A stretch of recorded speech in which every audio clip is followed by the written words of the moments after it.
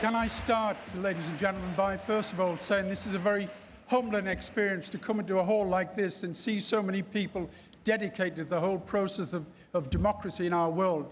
It's a credit to you, and it's an example to all of us on this stage or those that will follow us of the kind of way we should approach our politics.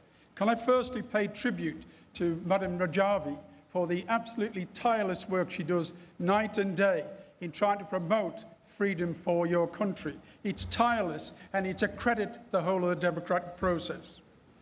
I was in the British Parliament for over 30 years. I was also a member of the European Council, and also the Court of Human Rights was under my jurisdiction for over 17 years. And their work, your staff over the POMI, really worked night and day to supply me with all the evidence, all the support that I needed in pushing your case across. Ladies and gentlemen, we're here today to once again to oppose the mullahs and what they're doing to our world. And why not? So far, they're collectively responsible for killing and torturing hundreds of thousands of their own people. They've slaughtered them, they've tortured them, in the most abhorrent way, a diabolical way. Public hangings, executions, torture, night and day. And whilst they're doing that, they've restricted other human rights, the human rights of their citizens, in every way possible.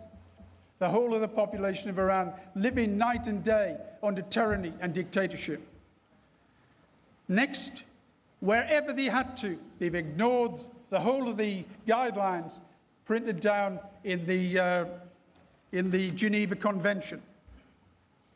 And lastly, just recently, they've put at risk the whole of the marine environment for the whole of the Middle East by attacking willingly open, independent nations' oil tankers in that area, which could have led to devastating effects on the environment. But it's not the last thing. The last thing I want to raise is the thing which is one of the most serious things of all. They've supported, as Rudy Giuliani has stated, state terrorism the world over. In the Yemen, in Syria, in the Lebanon, and of course, in Afghanistan, to the effect that those nations have suffered the ongoing plight of their country's depths of despair.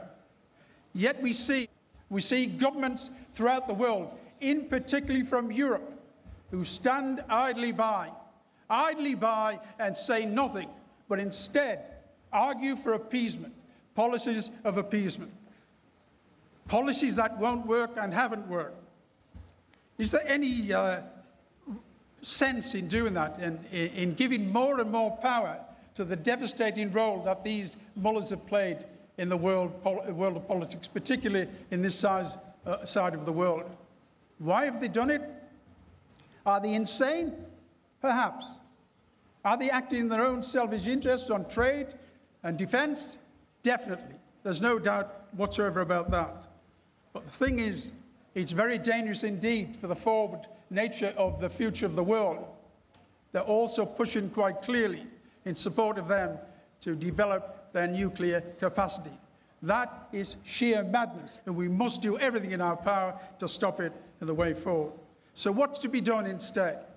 The only way forward is Madam Rajvi's 10-point plan. We are representing here today,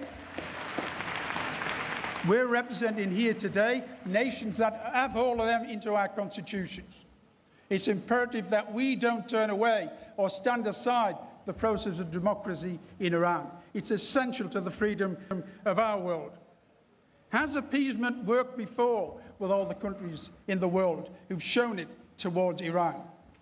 You had Khomeini, you had Rafsanjani. He was described, as I remember, as a pragmatist. You had Qahtani, he was the moderate. And then you had Rouhani. He was the negotiator and the mediator.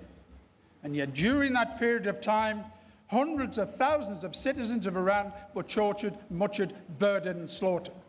That is not the way forward. Madam Rajvi offers a real way, a democratic way, and it's up to all of us to support her in her endeavours. Peace.